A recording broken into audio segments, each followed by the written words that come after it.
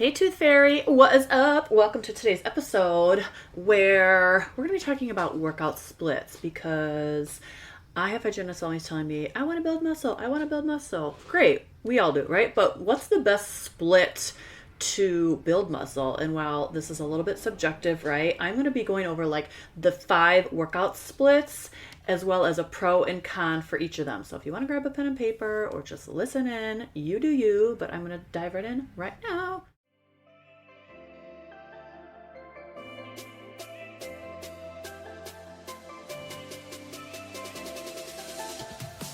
Hey there! Welcome to the Lift for Longevity podcast, where our goal is to build our strongest, healthiest body.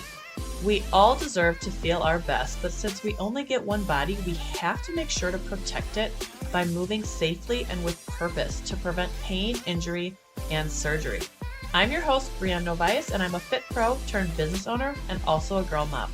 I'm obsessed with educating and empowering dental pros on how to take care of their body by training efficiently and building the right muscles to prolong their career. I know you're tired of spending time working out but still dealing with annoying aches and pains, getting rid of your pain temporarily only to have it come right back just a few hours later, or feeling like you never have any energy. You wish there was a long-term solution to get rid of your pain for good. Well, I'm here to give you real-life, actionable steps that you can take today to get rid of your pain, say goodbye to quick fixes, and have energy to live a life that you love. So if you're ready to get stronger, enjoy your life outside the operatory, and have longevity in your career, grab yourself a high-protein snack and let's get to it. Okay, first, I'm going to start by just explaining, like, what is a workout split? Basically, like, take your 7 days. It's what workouts are you doing during that week, right? How are you structuring them? What body parts are you working? So on and so forth. So I'm not going to go into too much detail because I'm going to go into actually the different splits and what they are, and that will help explain them in more depth. So the first split that I'm going to cover is the bodybuilding split, otherwise known as a bro split, right? I guarantee your husband and your boyfriend do this. Every time you see a guy in the gym, 99% of the time, this is what they're doing. And so what a bodybuilding split is, you have to work out 6 days a week. You have to do chest one day, chest and tris, right? Back and bis one day, shoulders one day, glutes and hams one day, quads one day, right? It's very labor intensive, right? Clients that come to me, they're not looking to be bodybuilders. I'm not looking to continue bodybuilding. Like, it's just who wants to spend 6 days a week in the gym? I don't, and most of my clients don't. So, like, why would you then intentionally want to do that workout split, right? It's just very time consuming. That's the con.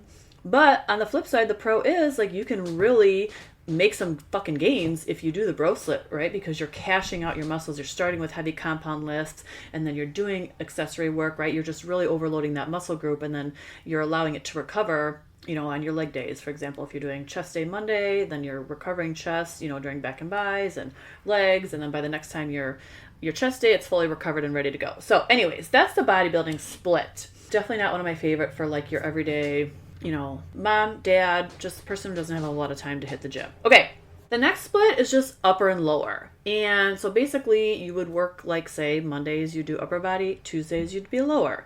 Wednesdays maybe rest, and then you're back to upper body again on Thursday, lower on Friday.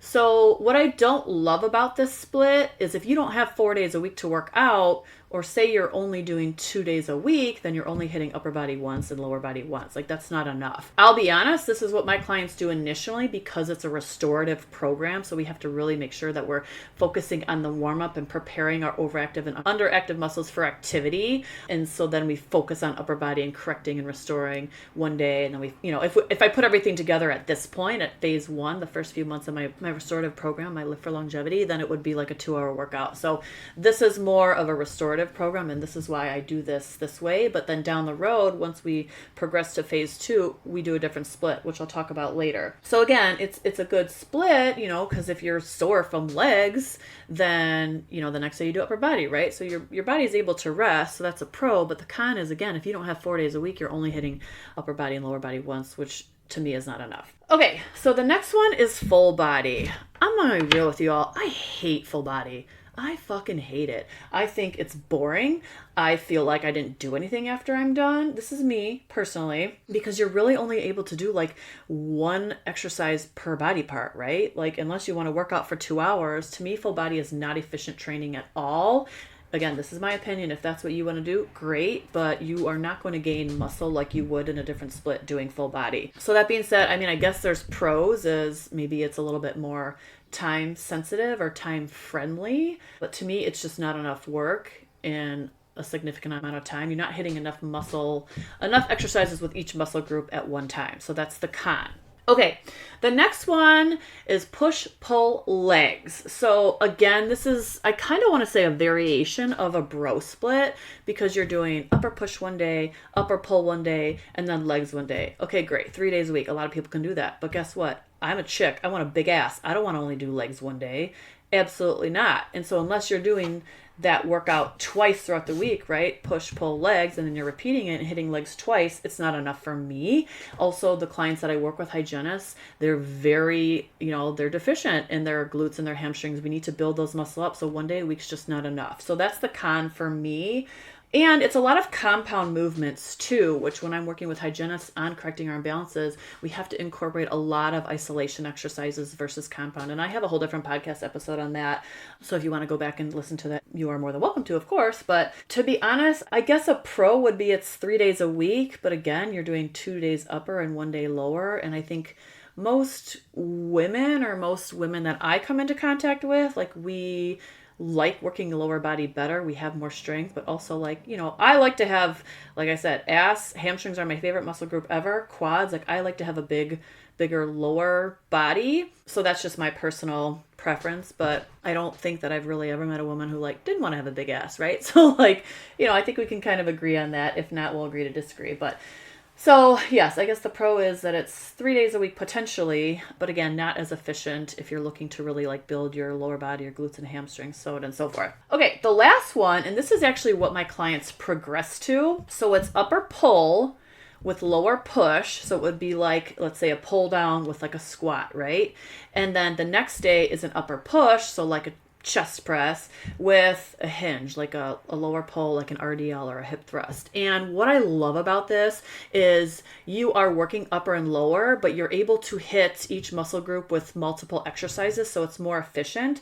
And if you're only doing 2 days a week, you're still hitting more muscle groups than you would each workout than just a 2 day of upper lower split. Plus, what I love about it is, because you're hitting more muscle group at one time, but I'm also able to incorporate still stretching and mobility without, having to do a 2-hour workout. So to me, it's just a very efficient workout for, your everyday person, right? You can do 4 days, absolutely. But if you're only able to do 2 days, you're still hitting, again, multiple muscle groups versus just one muscle group in those 2 days, if that makes sense. So those are the pros to me. To be honest, I've tried thinking of a con. I really don't have one.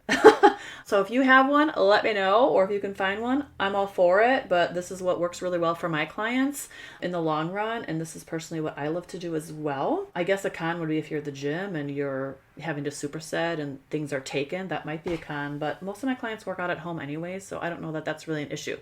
So those are all 5 splits with the pros and cons. If you want me to recap, I will definitely say my least favorite for hygienists is the bro split. And my most favorite, well, I have 2, I guess, upper and lower for the restorative phase, so that we can really hone in on restoring those weak underactive muscles. But then when we progress, it's going to be that last split that I mentioned, the upper pull, lower push. And then the next day is going to be your upper push, lower pull. So I hope that was helpful, and I hope that made sense. If you have questions, I'm always an open book. Shoot me a message. I am happy to help you with your split or give you any recommendations or feedback or just suggestions or whatever you're looking for. I'm here to help always. So thank you so much for tuning in, and I will catch you next week. Thank you so much for listening in today. I hope you got a takeaway from this episode, and if you did, would you be so kind to share it with another dental pro you think would benefit from it? I know you love learning, and chances are that they do too. Also, I would love to connect with you on Instagram, so go ahead and head over to the Lift for Longevity podcast page or follow me at Built by Brianne. If you shoot me a message saying hello, I will personally respond because I love chatting with dental pros. Before you go, though, I want to let you know that I appreciate you and what you do, and I hope to chat soon. Until next time, stay strong.